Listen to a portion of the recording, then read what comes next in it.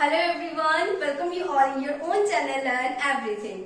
सो ਆਪਾਂ ਕਰ ਰਹੇ ਸੀ ਆਰਗੈਨਿਕ ਕੈਮਿਸਟਰੀ, ਜਿਹਦੇ ਵਿੱਚ ਮੈਂ ਤੁਹਾਨੂੰ ਪ੍ਰੀਵੀਅਸ ਵੀਡੀਓ ਦੇ ਵਿੱਚ ਜੋ ਹੈ ਕੁਆਲੀਟੇਟਿਵ ਐਨਾਲਿਸਿਸ ਕਰਵਾਇਆ ਸੀ ਨਾ। ਉਸ ਤੋਂ ਨੈਕਸਟ ਜੋ ਸਿਲੇਬਸ ਦੇ ਵਿੱਚ ਹੈ that is quantitative analysis, that is of carbon, halogen, sulphur, phosphorus and nitrogen. ठीक है, ਉਹਨੂੰ ਆਪਾਂ ਇੰਟਰਸਟਿੰਗ ਵੇ ਨਾਲ ਕਰਾਂਗੇ। ਜਸਟ ਜੋ ਉਹਦੇ ਵਿੱਚੋਂ ਇੰਪੋਰਟੈਂਟ ਆ ਉਹ ਵਾਲਾ ਕਰਾਂਗੇ। ਇੰਪੋਰਟੈਂਟ ਕਿਹੜੇ ਉਹਦੇ ਲਈ ਮੈਥਡ ਯੂਜ਼ ਕੀਤੇ ਜਾਂਦੇ ਆ, ਜੇ ਕੋਈ ਨਿਊਮੈਰੀਕਲ ਆ ਜਾਂਦਾ ਹੈ ਉਹ ਕਿਸ ਅਕੋਰਡਿੰਗ ਜਿਹੜਾ ਹੈ ਕੀਤਾ ਜਾ ਸਕਦਾ, ਕਿਸ ਫਾਰਮੂਲੇ ਨਾਲ ਕੀਤਾ ਜਾ ਸਕਦਾ ਹੈ। ਸੋ ਇਹਨਾਂ ਚੀਜ਼ਾਂ ਨੂੰ ਚੰਗੀ ਤਰ੍ਹਾਂ ਸਮਝਾਂਗੇ। ਠੀਕ ਹੈ ਜੀ। ਸੋ ਅੱਜ ਦਾ ਅਸੀਂ ਅਗਲਾ ਟਾਪਿਕ ਸ਼ੁਰੂ ਕਰਦੇ ਹਾਂ, ਦੈਟ ਇਜ਼ ਕੁਆਂਟੀਟੇਟਿਵ ਐਨਾਲਿਸਿਸ। ਠੀਕ ਹੈ, ਕੁਆਂਟੀਟੇਟਿਵ ਐਨਾਲਿਸਿਸ ਮੈਂ ਤੁਹਾਨੂੰ ਦੱਸ ਦਿੱਤਾ ਸੀ। ਇਹਦੇ ਵਿੱਚ ਆਪਾਂ ਕੀ ਫਾਈਂਡ ਆਊਟ ਕਰਦੇ ਆ, ਇਹਦੇ ਵਿੱਚ ਆਪਾਂ ਕੁਆਂਟੀਟੀ ਫਾਈਂਡ ਕਰਨੀ ਹੈ। ਜਿੱਦਾਂ ਇੱਕ ਕੁਆਲੀਟੇਟਿਵ ਐਨਾਲਿਸਿਸ ਸੀ, ਉਹਦੇ ਵਿੱਚ ਆਪਾਂ ਐਲੀਮੈਂਟ ਫਾਈਂਡ ਕੀਤਾ ਸੀ ਕਿ ਕਿਹੜਾ ਐਲੀਮੈਂਟ ਹੈ। ਅਲੱਗ-ਅਲੱਗ ਟੈਸਟ ਕੀਤੇ ਸੀ ਨਾ ਪ੍ਰੀਵੀਅਸ ਵੀਡੀਓ ਦੇ ਵਿੱਚ, ਤੇ ਮੈਂ ਤੁਹਾਨੂੰ ਦੱਸਿਆ ਸੀ ਉੱਥੇ ਜੇ ਪਤਾ ਕਰਨਾ ਹੋਵੇ, ਅੱਛਾ ਕਾਰਬਨ ਠੀਕ ਹੈ ਪਤਾ ਲੱਗ ਗਿਆ ਕਾਰਬਨ ਹੈ ਜਾਂ ਨਾਈਟ੍ਰੋਜਨ ਆ ਜਾਂ ਹੈਲੋਜਨ ਆ, ਬਟ ਉਹ ਕਿੰਨਾ ਆ, ਉਹਦੀ ਕਿੰਨੀ ਅਮਾਉਂਟ ਆ, ਉਹ ਅਸੀਂ ਫਾਈਂਡ ਕਰਦੇ with help of quantitative analysis. ਠੀਕ ਹੈ ਜੀ। ਹੁਣ ਦੇਖੋ ਜਿੱਦਾਂ ਸਾਡੇ ਕੋਲ ਜੇ ਹੋਵੇ ਕਾਰਬਨ ਡਾਈਆਕਸਾਈਡ, ਤਾਂ ਉਹਦੇ ਵਿੱਚੋਂ ਆਪਾਂ ਕਾਰਬਨ ਦੀ ਮਾਤਰਾ ਪਤਾ ਕਰਨੀ। ਠੀਕ ਹੈ ਜੀ। ਜੇ ਸਾਡੇ ਕੋਲ ਵਾਟਰ ਆ, ਉਹਦੇ ਵਿੱਚ ਆਪਾਂ ਫਾਈਂਡ ਆਊਟ ਕਰਾਂਗੇ ਹਾਈਡਰੋਜਨ। ਅੱਛਾ, ਵਾਟਰ ਦਾ ਮੋਲੀਕੂਲਰ weight ਕਿੰਨਾ ਹੁੰਦਾ, ਇਹਦਾ ਤੁਹਾਨੂੰ ਆਂਦਾ ਨਾ ਕੱਢਣਾ। ਜਿੱਦਾਂ ਹਾਈਡਰੋਜਨ ਦਾ 2 ਤੇ 16 ਤੇ 2 ਹੋ ਗਿਆ 18 ਗ੍ਰਾਮ। ਇਹਦੀ ਇਹਦਾ ਕੱਢ ਲਿਓ, ਇਹਦਾ ਹੋ ਗਿਆ 12, 16 ਦੂਣਾ 32, 32 ਦੇ ਹੋ ਗਿਆ 44 ਗ੍ਰਾਮ।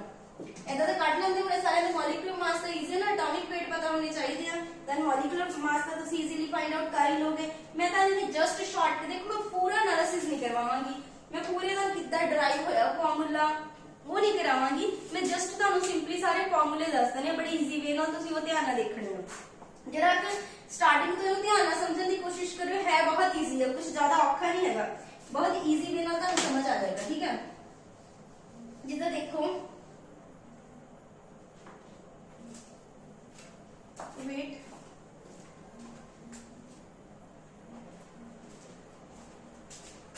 हाँ जी, देखो मान लो ਤੁਹਾਡੇ को एक organic compound uh, let's say एक ऑर्गेनिक कंपाउंड आ ਜਿਹਦਾ ਤੁਹਾਡੇ को मास हैगा m, ਕਿੰਨਾ ਹੈਗਾ मास हैगा m। ਉਹਦੇ ਵਿੱਚੋਂ लेट्स से ਮੰਨ ਲੈਨੇ ਆਪਾਂ m, ਜਿਹੜਾ ਉਹਦੇ ਚੋਂ m1 ਗ੍ਰਾਮ ਹੈ, m ਦੇ ਵਿੱਚੋਂ m1 ਗ੍ਰਾਮ ਤੁਹਾਡੇ ਕੋਲ ਹੈ ਵਾਟਰ। m1 ਗ੍ਰਾਮ ਜਿਹੜਾ ਮਾਸ ਹੈਗਾ ਉਹ ਹੈਗਾ ਵਾਟਰ ਦਾ, ਤੇ ਉਹਦੇ ਵਿੱਚੋਂ m2 ਗ੍ਰਾਮ ਜਿਹੜਾ ਮਾਸ ਹੈਗਾ ਆ ਉਹ ਕਾਰਬਨ ਡਾਈਆਕਸਾਈਡ ਦਾ। ਅਗੇਨ ਸੁਣ ਲਓ, ਲੈਟਸ ਸੇ ਤੁਹਾਡੇ ਕੋਲ ਇੱਕ ਆਰਗੈਨਿਕ ਕੰਪਾਊਂਡ ਹੈ, ਪੇਪਰ ਵਿੱਚ ਦੱਸਦੇ ਨਿਊਮੈਰੀਕਲ ਵੀ ਦੇਖੋ ਕੁਆਂਟੀਟਿਵ ਐਨਾਲਿਸਿਸ ਆ, ਕੁਆਂਟੀਟੀ ਫਾਈਂਡ ਆਊਟ ਕਰਨੀ ਹੈ। ਫਾਈਂਡ ਆਊਟ ਕਰਨ ਲਈ ਆਬਵੀਅਸਲੀ ਕੋਈ ਫਾਰਮੂਲਾ ਹੋਏਗਾ ਨਾ ਕਿ ਇਹਦੀ ਕਿੰਨੀ ਮਾਤਰਾ ਕਿੱਦਾਂ ਫਾਈਂਡ ਕਰਨੀ ਆ। ਆਬਵੀਅਸ ਹੈ ਨਾ ਚੀਜ਼ ਕਿ ਉਹਦੇ ਵਿੱਚ ਫਾਈਂਡ ਆਊਟ ਕਰਨ ਦਾ ਕੀ ਹੋਗਾ, ਕੋਈ ਫਾਰਮੂਲਾ ਹੋਏਗਾ, ਅਸੀਂ ਉਹ ਹੁਣ ਦੇਖਾਂਗੇ ਕਿੱਦਾਂ ਫਾਈਂਡ ਆਊਟ ਕਰਨਾ। ਬਸ ਇਸ ਕਨਸੈਪਟ ਨੂੰ ਜਰਾ ਧਿਆਨ ਨਾਲ ਸਮਝ ਲਓ। ਲੈਟਸ ਸੇ ਕੋਈ ਆਰਗੈਨਿਕ ਕੰਪਾਊਂਡ ਆ ਜਿਹਦਾ ਮਾਸ ਹੈਗਾ m, ਉਹਦੇ ਵਿੱਚ ਆਰਗੈਨਿਕ ਕੰਪਾਊਂਡ ਦੇ ਵਿੱਚ m1 ਗ੍ਰਾਮ ਵਾਟਰ ਆ ਤੇ m2 ਜਿਹੜਾ ਹੈ ਤੁਹਾਡੇ ਕੋਲ ਕਾਰਬਨ ਡਾਈਆਕਸਾਈਡ ਆ। ਹੁਣ ਇਸ m1 ਗ੍ਰਾਮ ਵਾਟਰ ਦੇ ਵਿੱਚ, ਇਸ m1 ਗ੍ਰਾਮ ਵਾਟਰ ਦੇ ਵਿੱਚ ਕਿੰਨੀ ਹਾਈਡਰੋਜਨ ਆ, ਕਿੰਨੀ ਹਾਈਡਰੋਜਨ ਆ ਉਹ ਫਾਈਂਡ ਆਊਟ ਕਰਨੀ। ਇਸ m2 ਗ੍ਰਾਮ ਕਾਰਬਨ ਡਾਈਆਕਸਾਈਡ ਦੇ ਵਿੱਚ ਕਿੰਨੀ ਕਾਰਬਨ ਆ ਉਹ ਫਾਈਂਡ ਆਊਟ ਕਰਨੀ। ਕਲੀਅਰ। ਇਸ m1 ਗ੍ਰਾਮ ਵਾਟਰ ਦੇ ਵਿੱਚ ਕਿੰਨੀ ਹਾਈਡਰੋਜਨ ਹੈ, ਦੇਖੋ ਵਾਟਰ ਹੈ ਨਾ, ਇਹਦਾ ਕੋਈ weight ਹੈ, ਲੈਟਸ ਉਹਦੇ ਵਿੱਚ ਕੋਈ ਹਾਈਡਰੋਜਨ ਵੀ ਤਾਂ ਹੋਏਗੀ, ਸਮਝਦੇ ਹੋ ਥੋੜਾ। ਠੀਕ ਹੈ, ਹੁਣ ਦੇਖੋ ਇਹਨੂੰ ਆਪਾਂ ਦੇਖਦੇ ਹਾਂ ਕਿੱਦਾਂ ਫਾਈਂਡ ਆਊਟ ਕਰਨਾ ਹੈ। ਸਿੱਧਾ ਪਹਿਲਾਂ ਮੈਂ ਤੁਹਾਨੂੰ ਫਾਰਮੂਲਾ ਲਿਖਾ ਦਿੰਨੀ ਇਹਦਾ। ਲੈਟਸ ਸੇ ਜਿੱਦਾਂ ਮੈਂ ਚਲੋ ਆਪਾਂ ਥੋੜੀ ਜਿਹੀ ਇਹਦੀ ਡੈਰੀਵੇਸ਼ਨ ਦੇਖ ਲੈਂਦੇ ਥੋੜੀ ਜਿਹੀ, ਕਿ ਸਾਡੇ ਕੋਲ ਜਿੱਦਾਂ ਵਾਟਰ ਹੈ, ਲੈਟਸ ਸੇ ਵਾਟਰ ਹੈ, ਵਾਟਰ ਦਾ ਤੁਹਾਨੂੰ ਸਾਰਿਆਂ ਨੂੰ ਪਤਾ ਮੋਲੀਕੂਲਰ weight ਕਿੰਨਾ ਹੈ, ਮੋਲੀਕੂਲਰ ਮਾਸ ਕਿੰਨਾ ਹੈ 18 ਗ੍ਰਾਮ, ਜੋ ਮੈਂ ਤੁਹਾਨੂੰ ਕੱਢ ਕੇ ਦੱਸਿਆ ਸੀ ਕਿੰਨਾ ਸੀਗਾ 18 ਗ੍ਰਾਮ। ਓਕੇ, ਇਹ ਜਿਹੜਾ 18 ਗ੍ਰਾਮ ਆ ਇਹਦੇ ਵਿੱਚ ਹਾਈਡਰੋਜਨ ਕਿੰਨੀ ਆ 2 ਗ੍ਰਾਮ। ਇਸ 18 ਗ੍ਰਾਮ ਪਾਣੀ ਦੇ ਵਿੱਚ ਕਿੰਨੀ ਹਾਈਡਰੋਜਨ, ਸਿਰਫ 2 ਗ੍ਰਾਮ ਨਹੀਂ ਆ, ਇੱਕ ਹਾਈਡਰੋਜਨ ਦਾ 1 ਹੋ ਗਿਆ ਤੇ 2 ਦਾ 2 ਹੋ ਗਿਆ। ਅੱਛਾ, ਤੇ 1 ਗ੍ਰਾਮ ਵਿੱਚ ਕਿੰਨੀ ਹੋਏਗੀ ਫਿਰ 2/18, ਤੇ ਇਸ m1 ਗ੍ਰਾਮ ਵਾਟਰ ਦੇ ਵਿੱਚ ਕਿੰਨੀ ਹੋਏਗੀ 2 × m1/18। ਸਮਝ ਰਹੇ, ਥੋੜਾ ਜਿਹਾ ਸਮਝੇ, ਜੇ ਥੋੜਾ ਜਿਹਾ ਸਮਝਿਆ ਹੋਵੇ ਤੁਸੀਂ ਇਸ ਚੀਜ਼ ਨੂੰ कि की सीगा जे 18 ग्राम सानू पता आ वाटर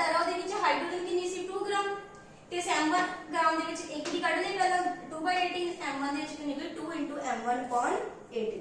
आई थिंक ਤੁਹਾਨੂੰ ਇੰਨਾ ਜਿਹੜਾ ਕਲੀਅਰ ਹੋ ਗਿਆ ਹੋਊਗਾ। ਅੱਛਾ ਠੀਕ ਹੈ, ਇਹ ਤਾਂ ਸਾਨੂੰ ਇਹਦੇ ਵਿੱਚ ਪਤਾ ਚੱਲੀ ਆ, ਬਟ ਇਸ ਦੇ ਵਿੱਚ ਜੇ ਅਸੀਂ ਫਾਈਂਡ ਕਰਨੀ ਹੋਗੀ ਬੜਾ ਈਜ਼ੀ ਹੈ। ਤਾਂ ਵੀ ਇਹਦੇ ਵਿੱਚ ਕੀ ਔਖਾ ਹੈ, ਦੇਖੋ ਜਿਹੜੇ m ਗ੍ਰਾਮ ਸੀਗੇ, m ਗ੍ਰਾਮ ਆਰਗੈਨਿਕ ਕੰਪਾਊਂਡ, ਇਹ m ਗ੍ਰਾਮ ਆਰਗੈਨਿਕ ਕੰਪਾਊਂਡ ਕਿੰਨੀ ਹਾਈਡਰੋਜਨ ਕੰਟੇਨ ਕਰਦਾ ਹੈ,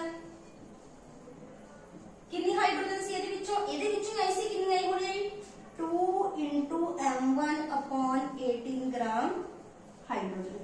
ओके, टेंशन ना लियो, जो किसी ने एनालिसिस नहीं भी समझ आता ना, बाद में तो शॉर्टकट बिल्कुल मेथड दस देना, जस्ट मैं तो फार्मूला ड्राइव करा रही कि कईयां नु थोड़ा जिहा कांसेप्ट समझना पसंद हुंदा, इस करके मैं थोड़ा जिहा कांसेप्ट स्टार्टिंग से समझा रही हां। जे किसी ने वीडियो नु अगे करके ना जस्ट अगे फार्मूलाज ही देख लोगे बाद, ठीक है, कोई टेंशन वाली एडी गल नहीं हैगी। जस्ट मैं बात का सिंपल सारे दे फार्मूले सिर्फ एक दा तरीका दसना, बाकी सारे मैं फार्मूले ही लिखाने हैं, ठीक है। अच्छा, m ग्राम ये ऑर्गेनिक असि ऑर्गेनिक कंपाउंड लिख रहे हैं, m ग्राम ऑर्गेनिक कंपाउंड कितनी हाइड्रोजन कंटेन करता सी इतनी, तो 1 ग्राम ਇਹਦਾ कितनी कंटेन करेगा 2 × m1/18 × m। समझियो इस चीज ਨੂੰ ध्यान ਨਾਲ जरा।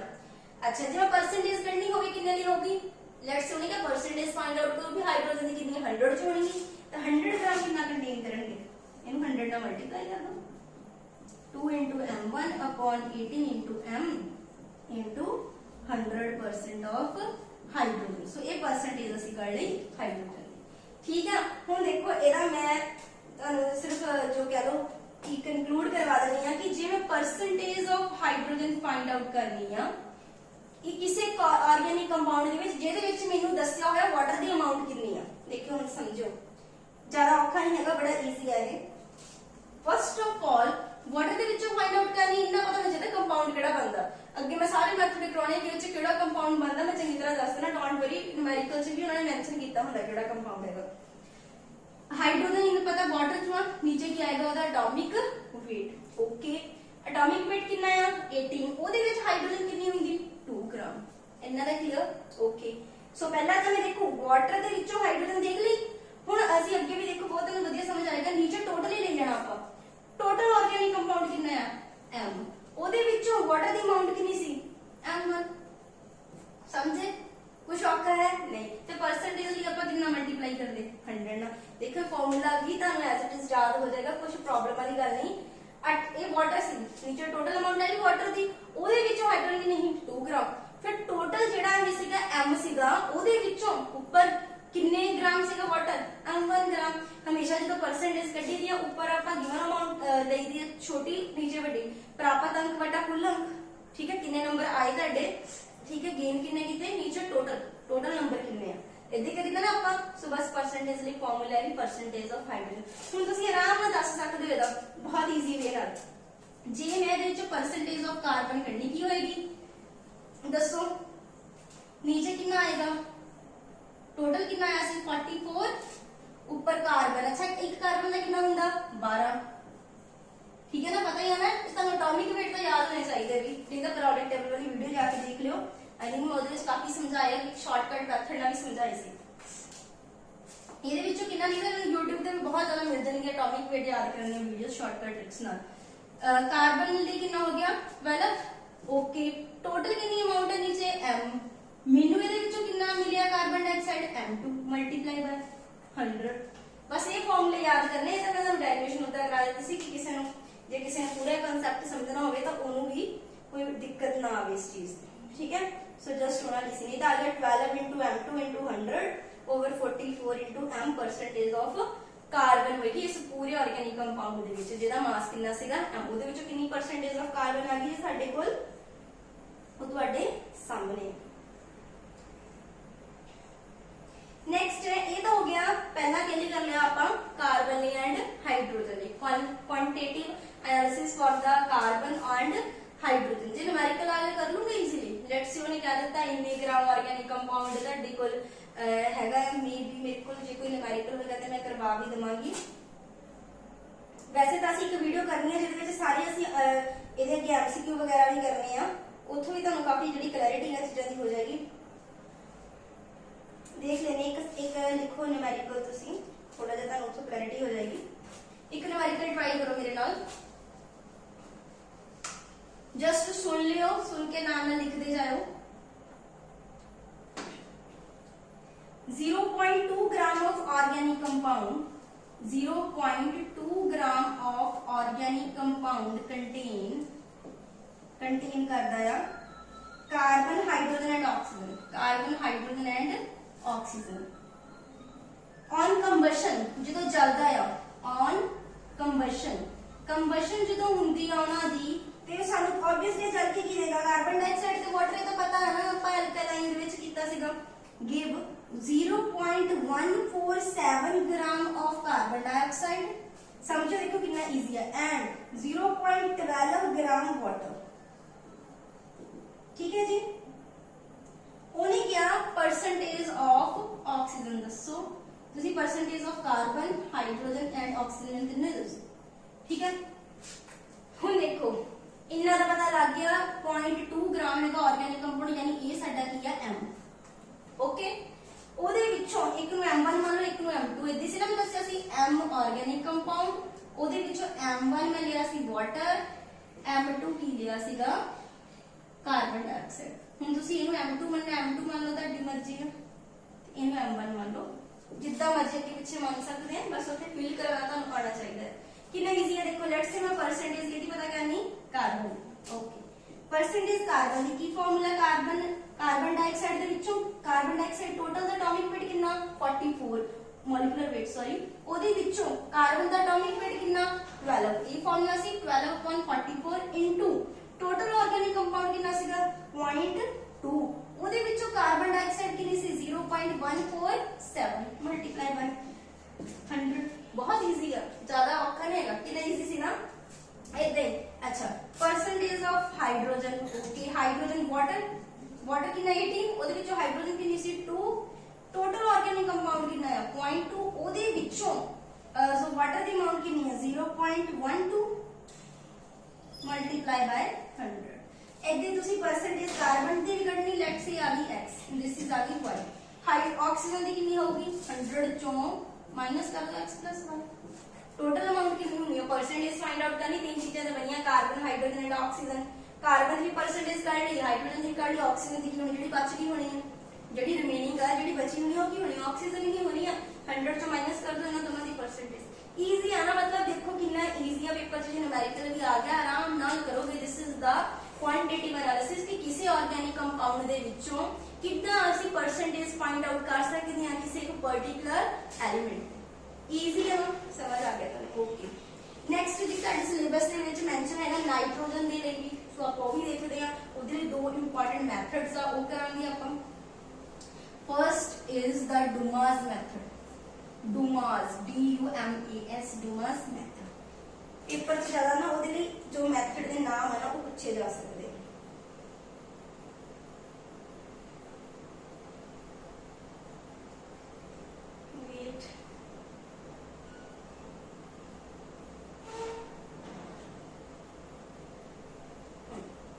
नेक्स्ट इज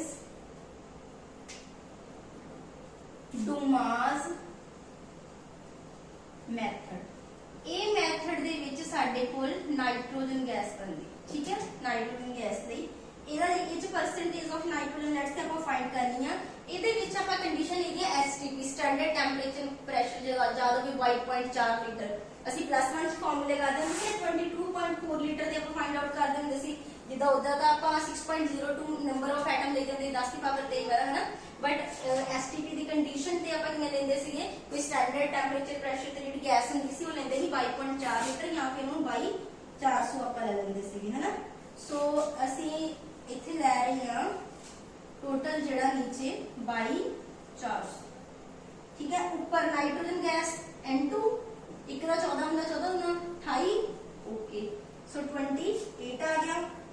ना लेना वॉल्यूम लेना दे विच, volume of N2 at STP standard temperature pressure numerical च गिवन होना, तुसी देख लो चाहिए की हैगा नीचे, तो तुहानू पता है mass of organic compound percentage find करनी है मल्टीप्लाई बाय 100। इजी है, देखो मैं ये दस दिन ये कुछ नहीं किया, आप इजी से ਸੀਗਾ ਜਿੱਦਾਂ ਵਾਟਰ ਦੇ ਵਿੱਚ ਸੀਗਾ 18 ਦੇ ਵਿੱਚੋਂ ਲਿਆ ਸੀ, ਕਾਰਬਨ ਡਾਈਆਕਸਾਈਡ ਦਾ 44 ਦੇ ਵਿੱਚੋਂ, ਨਾਈਟ੍ਰੋਜਨ ਦਾ ਆਪਾਂ ਸਟੈਂਡਰਡ ਤੇ ਲੈਣਾ 22400 ਦੇ ਵਿੱਚੋਂ। ਕਿੰਨੀ ਹੁੰਦੀ ਨਾਈਟ੍ਰੋਜਨ ਗੈਸ ਹੈ N2 ਦੀ ਫਾਰਮ 'ਚ ਐਗਜ਼ਿਸਟ ਕਰਦੀ ਹੈ ਤਾਂ 28 ਆ ਗਿਆ, ਇੱਕ ਦਾ 14 ਹੁੰਦਾ ਜਦੋਂ ਦਾ 28 ਹੋ ਗਿਆ। ਨੀਚੇ ਟੋਟਲ ਮਾਸ ਆਰਗੈਨਿਕ ਕੰਪਾਊਂਡ ਦਾ ਉਹਦੇ ਵਿੱਚੋਂ N2 ਦਾ ਵੋਲਿਊਮ ਲੈਣਾ ਮਲਟੀਪਲਾਈ ਬਾਈ 100, ਇਹ ਹੈਗਾ ਡੂਮਾਸ ਮੈਥਡ, ਠੀਕ ਹੈ। ਉਸ ਤੋਂ ਬਾਅਦ ਨੈਕਸਟ ਜੋ ਆਪਾਂ ਕਰਾਂਗੇ, ਹਾਂ ਇਹਦੇ ਵਿੱਚ ਇੱਕ ਦੇਖ ਲਿਓ ਜੀ, ਆਪਾਂ ਨੂੰ ਉੱਥੇ ਨਾ ਪੇਪਰ 'ਚ ਕਈ ਵਾਰੀ ਹੁੰਦਾ ਆ नहीं गिवन हैगा प्रेशर टेंपरेचर तो साडी को ideal equation PV upon T वाली ਆਪਾਂ ਲਾ ਸਕਦੇ P not V not upon ਇਹ स्टैंडर्डाइज कंडीशन ਲੈ ਲੈਣੀ ਆ P1 V1 अपॉन T1। ਜੇ ਵੈਸੇ ਤਾਂ ਹਮਾਰੇ ਕੋਲ ਥੋੜਾ ਵੱਡਾ ਹੋ ਜਾਂਦਾ, ਆਪਾਂ ਕੋਈ ਇਦਾਂ ਨਹੀਂ ਇਸ਼ੂ ਹੈਗਾ। ਮੇਨ ਇਹਦੇ ਤੇ ਪੇਪਰ 'ਚ ਮੈਥਡ ਦਾ ਨਾਮ ਪੁੱਛਿਆ ਜਾਂਦਾ ਹੈ ਕਿ ਲੈਟਸ ਸੇ ਅਲੱਗ-ਅਲੱਗ ਮੈਥਡ ਦੇਗਾ, ਪੁੱਛੇਗਾ ਨਾਈਟ੍ਰੋਜਨ ਦੇ ਕਿਹੜੇ-ਕਿਹੜੇ ਯੂਜ਼ ਕੀਤੇ ਜਾਂਦੇ ਆ, ਠੀਕ ਹੈ। ਸੋ ਇਦਾਂ ਆ ਸਕਦਾ, ਨਹੀਂ ਤਾਂ ਨੈਕਸਟ ਕੋਈ ਨਿਊਮੈਰੀਕਲ ਇੰਪੋਰਟੈਂਟ ਲੱਗਾ ਵੀ ਤੇ ਮੈਂ ਕਰਵਾ ਦਵਾਂਗੀ, ਡੋਂਟ, ਠੀਕ ਹੈ। नेक्स्ट जो साडे कोल मैथड हैगा या that is Kjeldahl method, K is silent, Kjeldahl method. ਇਹ ਵੀ ਨਾਈਟ੍ਰੋਜਨ ਦੇ ਲਈ ਹੈ, ਬਟ ਇਹਦੇ ਵਿੱਚ ਜੋ ਬਣਦੀ ਗੈਸ ਹੈ ਨਾ ਉਹ ਅਮੋਨੀਆ ਬਣਦੀ, ਲਾਸਟ ਜੋ ਪ੍ਰੋਡਕਟ ਹੈ ਨਾ ਉਹ ਕੀ ਬਣਦਾ ਅਮੋਨੀਆ। ਇਹ ਜਰਾ ਧਿਆਨ ਰੱਖਣਾ, ਕਈ ਵਾਰੀ ਇਹ ਨਿੱਕੀਆਂ ਨਿੱਕੀਆਂ ਚੀਜ਼ਾਂ ਜਿਹੜੀਆਂ ਪੇਪਰ 'ਚ ਪੁੱਛ ਲਈਆਂ ਜਾਂਦੀਆਂ, ਠੀਕ ਹੈ। ਸੋ ਹੈ ਇਹ ਵੀ ਨਾਈਟ੍ਰੋਜਨ ਦੇ ਲਈ ਆ, ठीक है। जडाल मैथड भी नाइट्रोजन ਦੇ ਲਈ ਹੈ, ਬਟ ਇਹਦੇ ਵਿੱਚ ਲਾਸਟ ਤੇ ਨਾਈਟ੍ਰੋਜਨ ਪੂਰਾ ਪ੍ਰੋਸੈਸ ਕਰਦੇ ਹਾਂ, ਪੂਰਾ ਮੈਥਡ ਨਹੀਂ ਤੁਹਾਨੂੰ ਸਮਝਾਉਣਾ ਹੈਗਾ, ਠੀਕ ਹੈ। ਇਹਦੇ ਵਿੱਚ ਲਾਸਟ ਤੇ ਕੀ ਬਣਦਾ ਅਮੋਨੀਆ ਗੈਸ ਬਣਦੀ ਹੈ, ਠੀਕ ਹੈ। ਜਿੱਦਾਂ ਇਹਦੇ ਵਿੱਚ ਕੋਈ ਵੀ ਆਰਗੈਨਿਕ ਕੰਪਾਊਂਡ ਆ ਪਹਿਲਾਂ ਉਹ H2SO4 ਨਾਲ ਰਿਐਕਟ ਕਰਵਾਇਆ ਜਾਂਦਾ ਹੈ, ਠੀਕ ਹੈ। ਇੱਥੇ NH4 ਸੋ ਕੁਝ ਅਮੋਨੀਅਮ ਦੀ ਫਾਰਮ ਦੇ ਵਿੱਚ ਅਲੱਗ-ਅਲੱਗ ਬਣਦੇ ਆ, ਠੀਕ ਹੈ। ਸੋ ਅੱਗੇ ਤੋਂ ਇਹ ਰਿਐਕਸ਼ਨ ਜਿਹੜੀ ਪ੍ਰੋਸੀਡ ਹੁੰਦੀ ਰਹੇਗੀ। ਹੁਣ ਇਹਦੇ ਵਿੱਚੋਂ ਮੇਨ ਇੰਪੋਰਟੈਂਟ ਪੁਆਇੰਟ ਜਿਹੜਾ ਨੋਟ ਕਰਨ ਵਾਲਾ ਉਹ ਦੇਖੋ, ਜਿਹਦੇ ਚ ਕੁਐਸਚਨ ਬਣ ਜਾਂਦਾ ਜਡਾਲ ਮੈਥਡ ਦੇ ਵਿੱਚੋਂ ਨਾਟ ਐਪਲੀਕੇਬਲ ਹੈ। ਇਹ ਐਪਲੀਕੇਬਲ ਕਿੱਥੇ ਨਹੀਂ ਹੈਗਾ, ਦੇਖੋ ਇਹ ਕਿੱਥੇ ਨਹੀਂ ਐਪਲੀਕੇਬਲ ਹੈਗਾ। ਇਹ ਨਹੀਂ ਕਿ ਤੁਸੀਂ ਦੇਖਿਆ ਵੀ ਜਿੱਥੇ ਨਾਈਟ੍ਰੋਜਨ ਉੱਥੇ ਅਪਲਾਈ ਕਰ ਦਿੱਤਾ, ਠੀਕ ਹੈ ਨਾਈਟ੍ਰੋਜਨ ਦੇ ਲਈ ਹੀ ਹੈ, ਬਟ ਕੰਡੀਸ਼ਨਸ ਦਾ ਤਿੰਨ ਇਦਾਂ ਦੇ ਕੰਪਾਊਂਡ ਆ ਜਿਨ੍ਹਾਂ ਵਿੱਚ ਇਹ ਮੈਥਡ ਅਪਲਾਈ ਨਹੀਂ ਹੁੰਦਾ। ਫਰਸਟ ਨਾਈਟ੍ਰੋ, ਜਿੱਥੇ ਨਾਈਟ੍ਰੋ ਦਿਖ ਜਵੇ ਤੁਹਾਨੂੰ NO2 ਸੌਰੀ, ਉੱਥੇ ਹੀ ਅਪਲਾਈ ਨਹੀਂ ਹੋਣਾ। ਸੈਕੰਡ ਜਿੱਥੇ ਐਜ਼ੋ ਕੰਪਾਊਂਡਸ, ਠੀਕ ਹੈ, ਕਿਹੜੇ ਤੁਹਾਡੇ ਕੋਲ ਐਜ਼ੋ ਗਰੁੱਪਸ ਹੁੰਦੇ ਆ ਜਿਹਦੇ ਵਿੱਚ Na ਪੋਜ਼ਿਟਿਵ ਦੀ ਫਾਰਮ ਦੇ ਵਿੱਚ ਹੁੰਦਾ, N2 ਪੋਜ਼ਿਟਿਵ ਦੀ ਫਾਰਮ ਦੇ ਵਿੱਚ। ਤੀਸਰਾ last is nitrogen in ring, ਜੇ ਰਿੰਗ ਦੇ ਵਿੱਚ ਆ, ਠੀਕ ਹੈ। ਲੈਟਸ ਸੇ ਕਿਦਾਂ ਹੁੰਦਾ ਨਾ ਰਿੰਗ ਦੇ ਵਿੱਚ ਬਾਉਂਡਡ ਹੁੰਦਾ ਹੈ, ਜੇ ਦੇਖਿਆ ਹੋਵੇ ਤੁਸੀਂ ਕੀ ਪੀਰੀਡੀਨ ਵਗੈਰਾ, ਠੀਕ ਹੈ। ਦਿਖਾਈ ਦਿੰਦੀ ਮੈਂ ਕਿਹੜੇ ਲਿਖ ਲਓ, ਪੀਰੀਡੀਨ PYRIDINE pyridine and quinoline,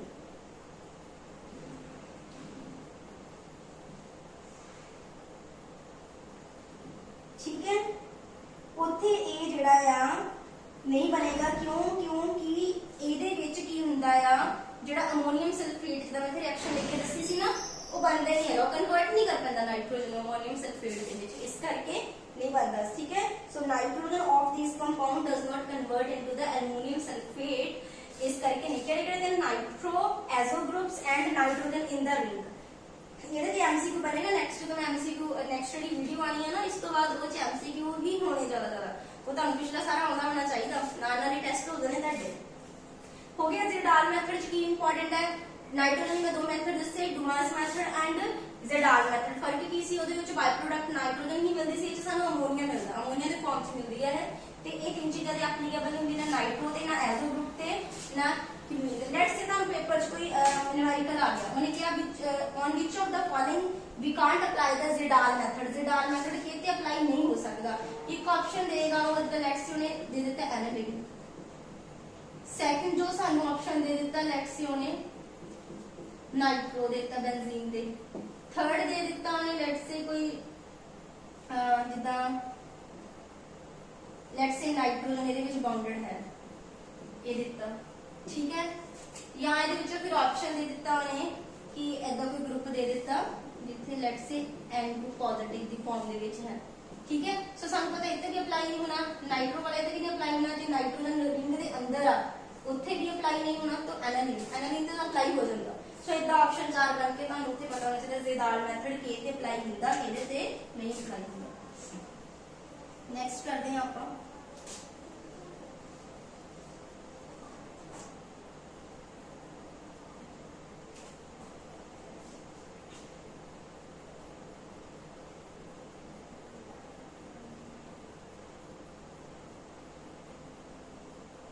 next ਜਿਹੜਾ ਆਪਾਂ ਮੈਥਡ ਕਰਾਂਗੇ, ਹਾਂ ਜ਼ੇਡਾਲ ਮੈਥਡ ਦੇ ਵਿੱਚ ਨਾ ਇੱਕ ਫਾਰਮੂਲਾ ਜਿਹੜਾ ਆਪਾਂ ਯੂਜ਼ ਕਰਨਾ ਉਹ ਦੇਖ ਲਓ, ਪਰਸੈਂਟੇਜ ਆਫ ਨਾਈਟ੍ਰੋਜਨ। ਡੁਮਾਸ ਦੇ ਵਿੱਚ ਤਾਂ ਦਿਖਾ ਦਿੱਤਾ ਸੀ, ਜੇ ਪੇਪਰ 'ਚ ਲਿਖਿਆ ਹੈ ਜ਼ੇਡਾਲ ਮੈਥਡ ਦੇ ਅਕੋਰਡਿੰਗ ਦੇਨ ਆਣਾ 1.4 into n, n ਇੱਥੇ ਨਾਰਮੈਲਿਟੀ ਹੈ, into volume upon n।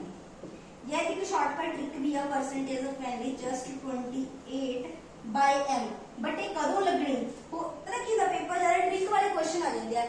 In case जो तुहानू वॉल्यूम 10 ml दिता, कितना दिता वॉल्यूम 10 ml दिता था, जेडाल मैथड ने एक शॉर्टकट ही दसी है, परसेंटेज ऑफ n हमेशा 28/m होनी। नाइट्रोजन का एटॉमिक मॉलिक्यूलर वेट हो गया 28 डिवाइड बाय m, m की ऑर्गेनिक कंपाउंड का मास दस है ना कि इतना ऑर्गेनिक कंपाउंड है। जस्ट जो तुहानू वॉल्यूम 10 ml दिता ना, जस्ट 28/m करियो, कढ लियो ते आंसर आ जाना तुहाडा। इजी है ना, ट्रिक वाले ही ज्यादातर सवाल आउंदे आ। ते जरा ध्यान रखियो, जे वॉल्यूम 10 ml दिता ਤਾਂ ਇਹ ਵਾਲਾ ਅਪਲਾਈ ਕਰਨਾ, ਅਦਰਵਾਈਜ਼ ਤਾਂ 1.4 ਨਾਰਮੈਲਿਟੀ ਵੀ ਗਿਵਨ ਹੋਣੀ, ਵੋਲਿਊਮ ਵੀ ਗਿਵਨ ਹੋਣਾ, ਡਿਵਾਈਡ ਬਾਈ m। ਇਹ ਜ਼ੇਡਾਲ ਮੈਥਡ ਦੇ ਅਕੋਰਡਿੰਗ ਤੁਹਾਨੂੰ ਦੱਸਿਆ ਹੈ ਕਿ ਕਿੱਦਾਂ ਫਾਈਂਡ ਆਊਟ ਕਰ ਸਕਦੇ ਸੀ।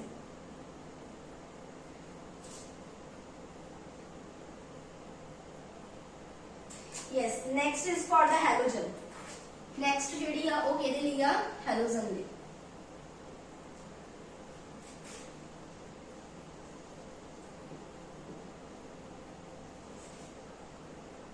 ਇਹਦੇ ਵਿੱਚ ਕੀ ਹੁੰਦਾ, ਜੋ ਹੈਲੋਜਨ ਲਈ ਆ, ਇਹਦੇ ਵਿੱਚ ਨਾ ਕੁਝ ਇਸ ਤਰ੍ਹਾਂ ਦੀ ਸਾਡੇ ਕੋਲ ਇੱਕ ਟਿਊਬ ਹੁੰਦੀ ਆ,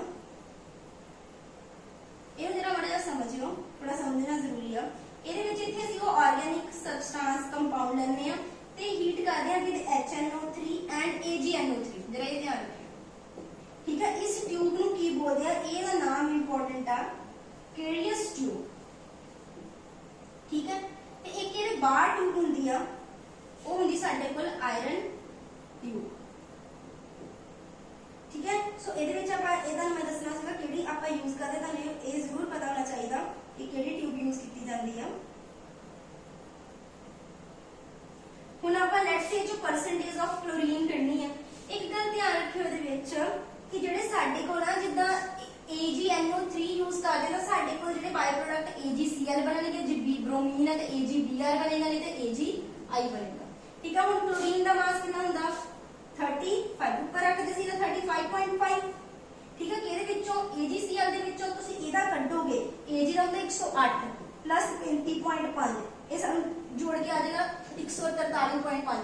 ਜਿਵੇਂ ਤੁਹਾਨੂੰ ਯਾਦ ਹੋਵੇ ਕਾਰਬਨ ਅਸੀਂ ਕਾਰਬਨ ਡਾਈਆਕਸਾਈਡ ਚੋਂ ਫਾਈਂਡ ਕਰਦੇ ਸੀਗੇ ਨਾ, ਤੇ ਕਾਰਬਨ ਡਾਈਆਕਸਾਈਡ ਦੇ ਨੀਚੇ 44 ਲੈਂਦੇ ਸੀ, ਤਾਂ ਹੁਣ ਜਦੋਂ ਆਪਾਂ ਕਲੋਰੀਨ ਦਾ ਪਤਾ ਕਰਨਾ ਨਾ, ਉਹ ਫਰੋਮ AgCl ਆ ਗਿਆ ਇਸ ਮੈਥਡ ਦੇ ਅਕੋਰਡਿੰਗ, ਤਾਂ ਉਹ ਕਿਵੇਂ 143.5 ਚੋਂ 35.5 ਦੇਖਣਾ, ਬਾਕੀ ਉਦਾਂ ਹੀ ਇਹ ਕਿੰਨਾ ਸਾਡੇ ਕੋਲ ਹੈਗਾ, ਕਿੰਨਾ ਹੈਲੋਜਨ M1, ਨੀਚੇ ਸਾਡੇ ਕੋਲ ਜਿਹੜਾ ਕਿੰਨੀ ਅਮਾਉਂਟ ਸੀ, ਤਾਂ ਕਾਰਬਨ ਡਾਈਆਕਸਾਈਡ ਦੇਖਦੇ ਸੀ ਨਾ ਕਿੰਨੀ ਅਮਾਉਂਟ ਹੈ, ਦੀ ਪੂਰੇ AgCl ਦੀ M1 ਅਮਾਉਂਟ ਹੋ ਗਈ, ਤਾਂ ਉਸ ਤੋਂ ਬਾਅਦ ਨੀਚੇ ਟੋਟਲ M ਹੁੰਦਾ ਸੀ, ਗੁਣਾ ਕੀ ਸੀਗਾ 100। ਬਸ ਇਹ ਜਰਾ ਧਿਆਨ ਰੱਖਿਓ, ਜੇ ਸਾਡੇ ਕੋਲ ਬ੍ਰੋਮੀਨ ਲਈ ਆ ਗਿਆ ਪਰਸੈਂਟੇਜ ਆਫ ਬ੍ਰੋਮੀਨ, ਤੇ 143 ਚ ਤੁਸੀਂ ਬ੍ਰੋਮੀਨ ਦਾ ਐਡ ਕਰ ਦਿਓ, ਜਿੱਦਾਂ ਕਲੋਰੀਨ ਚ 35.5 ਕਲੋਰੀਨ ਦਾ ਐਡ ਕੀਤਾ ਨਾ, ਇਹਦੇ ਚ ਬ੍ਰੋਮੀਨ ਹੈ, ਇੱਥੇ ਬ੍ਰੋਮੀਨ ਦਾ ਨਾ ਪਲੱਸ ਇੱਥੇ 108 ਪਲੱਸ ਬ੍ਰੋਮੀਨ ਦਾ ਐਟੋਮਿਕ weight ਕਿੰਨਾ ਆ, ਉਹ ਤੁਸੀਂ ਐਡ ਕਰਕੇ ਇੱਥੇ ਲਿਖ ਦੇਣਾ, M1 ਕਿੰਨੀ ਅਮਾਉਂਟ ਇਹਦੀ ਹੈਗੀ ਹੈ, ਨੀਚੇ M ਟੋਟਲ ਗੁਣਾ 100। ਹੈਲੋਜਨ ਲਈ ਇਦਾਂ ਫਾਈਂਡ ਆਊਟ ਕਰਨਾ, ਕੁਝ ਜ਼ਿਆਦਾ ਔਖਾ ਨਹੀਂ ਹੈ। ਇੱਕ ਥੋੜਾ ਮੈਂ ਤੁਹਾਨੂੰ ਇੱਕ ਨਿਊਮੈਰੀਕਲ ਦੱਸ ਹੀ ਦਿੰਨੀ ਆ, ਇਹਨੂੰ ਇਸ ਮੈਥਡ ਨੂੰ ਕੀ ਬੋਲਦੇ ਆ, ਕਿਊਰੀਅਸ ਮੈਥਡ, ਇਹ ਵੀ ਤੁਹਾਨੂੰ ਪੁੱਛਿਆ ਜਾ ਸਕਦਾ। ਸੋ ਕਿਊਰੀਅਸ ਮੈਥਡ ਕਿਹਦੇ ਲਈ ਯੂਜ਼ ਕੀਤਾ ਜਾਂਦਾ ਹੈ, ਹੈਲੋਜਨ ਲਈ। ਡੂਮਸ ਐਂਡ ਜ਼ੇਡਾਲਸ ਮੈਥਡ ਕਿਹਦੇ ਲਈ ਯੂਜ਼ ਕੀਤੇ ਜਾਂਦੇ ਸੀ, ਨਾਈਟ੍ਰੋਜਨ ਲਈ, ਠੀਕ ਹੈ। ਤੁਹਾਨੂੰ ਥੋੜਾ ਜਿਹੜਾ ਇਹਨਾਂ ਬਾਰੇ ਪਤਾ ਹੋਣਾ ਚਾਹੀਦਾ। ਇੱਕ ਥੋੜਾ ਜਿਹਾ ਇਹਦੇ ਬਾਰੇ ਦੇਖ ਲੈਂਦੇ ਆ, ਇੱਕ ਤੁਹਾਨੂੰ ਦੱਸ ਦਿੱਤਾ ਮੈਂ। ਲੈਟਸ ਸੇ ਜਿੱਦਾਂ ਤੁਹਾਨੂੰ ਬੋਲਦਾ ਪੁਆਇੰਟ, ਮੈਂ ਤੁਹਾਨੂੰ ਬੋਲ ਦਿੰਦੀ ਹਾਂ ਨਾਲ ਸਮਝ ਲਓ ਕਿ ਲੈਟਸ ਸੇ 0.2 ਜਿਹੜਾ ਸਾਡੇ ਕੋਲ ਗ੍ਰਾਮ ਕੋਈ ਆਰਗੈਨਿਕ ਕੰਪਾਊਂਡ ਆ, ਉਹ ਸਾਨੂੰ ਕੀ ਦਿੰਦਾ, 0.15 ਗ੍ਰਾਮ ਸਿਲਵਰ ਆਕਸਾਈਡ ਦਿੰਦਾ, ਸਿਲਵਰ ਕਲੋਰਾਈਡ ਦਾ AgCl। ਉਹ ਸਿਲਵਰ ਕਲੋਰਾਈਡ ਲਿਖੇਗਾ, Ag ਸਿਲਵਰ ਹੁੰਦਾ, Cl ਕਲੋਰਾਈਡ ਤੋਂ ਬਣ ਗਿਆ ਸਿਲਵਰ ਕਲੋਰਾਈਡ। ਇਨ ਦਾ ਕਿਊਰੀਅਸ ਮੈਥਡ ਉਹ ਲਿਖ ਦੇਗਾ ਨਾਲ ਕਿ ਇਹਦੇ ਵਿੱਚ ਆ, ਇਹ ਨਿਊਮੈਰੀਕਲ ਹੈ, ਮੈਂ ਜੋ ਸ਼ਾਰਟਕਟਸ ਬੋਲ ਰਹੀ ਹਾਂ, curious method for the estimating of chlorine, find the percentage of chlorine in the compound. वो कहता परसेंटेज किहदी कड्डो, क्लोरीन दी। कितना सिंपल है, देखो परसेंटेज करनी है, क्लोरीन दा एटॉमिक वेट 35.5, नीचे AgCl दा 143.5, ऊपर ਇਹਦੀ ਅਮਾਉਂਟ ਕਿੰਨੀ है AgCl ਦੀ 0.15 ग्राम, नीचे टोटल ऑर्गेनिक कंपाउंड कितना 0.2 into 100 ਇਹ numerical ਇਦਾਂ पेपर ਚ ਆਉਣ ਬੋਲੇਗਾ मैं numerical बोल के ਦੱਸ ਦਿੰਦੀ ਕਿੱਦਾਂ numerical ਸੀਗਾ ਇਹ 0.2 gram of organic compound give 0.15 gram silver chloride in the curious method for estimating of chlorine find the percentage of chlorine in this organic compound just two statements ਨਾਲ ਤੁਹਾਡਾ ਹੁੰਦਾ ਹੈ ਕੀ ਔਖਾ ਹੈ जस्ट थोड़ा जिहा समझने की लोड़ है एक जे ब्रोमीन या ब्रोमाइड कह देगा ठीक है जी हुण नेक्स्ट आपां देखांगे फॉर द सल्फर एले मैथड पता लग गया नाम भी पता लग गया तुहानू हुण असीं सल्फर ले देखदे सल्फर ले आपां क्यूरियस मैथड ही यूज करदे फर्क की आना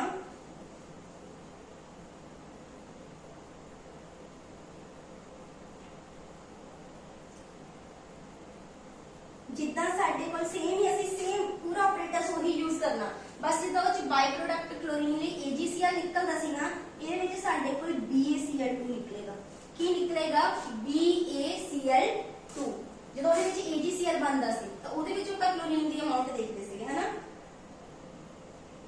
ਤਾਂ ਇਹਦੇ ਵਿੱਚ ਆਪਾਂ ਕੀ ਲਵਾਂਗੇ BaCl2 ਸੋ ਹੁਣ BaCl ਨਹੀਂ ਬੋਲਣਾ BaSO4 सल्फर है ना BaSO4 ओके BaSO4 बनेगा और BaSO4 का जो ਅਸੀਂ एटॉमिक वेट ਕੱਢਾਂਗੇ ਕਿੰਨਾ ਆਏਗਾ 233 ਗ੍ਰਾਮ ਜਿਹਦਾ AgCl ਦਾ ਕੱਢਿਆ ਸੀ ਨਾ ਅਸੀਂ 143.5 ਆਇਆ ਸੀ ਹੁਣ ਜਦੋਂ ਸਲਫਰ ਦਾ ਦੇਖਣਾ ਹੈ ਜੋ ਹੁਣ ਸਲਫਰ ਦਾ ਆਪਣਾ ਕਿੰਨਾ ਹੁੰਦਾ 32 ਕੇ ਚੋਂ ਫਾਈਂਡ ਆਊਟ ਕਰਨਾ BaSO4 ਚੋਂ 233 ਗ੍ਰਾਮ जिन्नी अमाउंट ਦਿੱਤੀ ਹੋਗੀ ਲੈਟਸ ਸੇ M1 नीचे टोटल ऑर्गेनिक कंपाउंड गुना 100 लास्ट में सारा करवा भी देना एक जगह कंक्लूड टेंशन वाली गल नहीं हैगी बस हमें भी थोड़ा पता होना चाहिए कि की जस क्लोराइड्स के बन रहे हैं हैलोजेंस वाले सल्फेट्स के बन रहे हैं सल्फर वाले ठीक है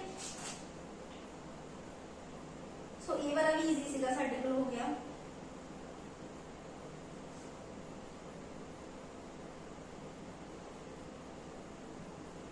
नेक्स्ट है फॉर फास्फोरस